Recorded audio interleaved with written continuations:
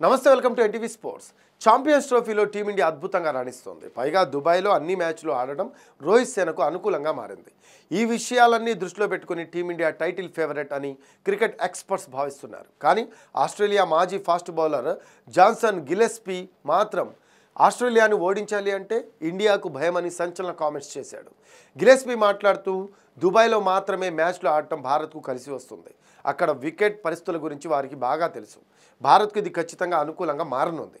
అయితే ఆస్ట్రేలియాకు ఇండియా భయపడుతుంది. భారత్ను ఓడించడం కష్టం, కానీ ఆస్ట్రేలియా అంటే ఇండియాకు భయం. కీలకమైన మ్యాచ్లలో స్టీవ్ స్మిత్ కెప్టెన్సీలో ఆస్ట్రేలియాను ఓడించాలంటే అదొక పెద్ద సవాల్ అని ఈ ఆసీస్ మాజీ ఫాస్ట్ బౌలర్ టీమిండియాకు హెచ్చరికలు పంపాడు. ఐసీసీ ఈవెంట్స్లో భారత్పై ఆస్ట్రేలియాకు స్పష్టమైన ఆధిక్యం ఉంది. భారత్ వేదికగా జరిగిన 2023 వన్డే వరల్డ్ కప్ ఫైనల్లో ఇండియాను ఆస్ట్రేలియా ఓడించింది.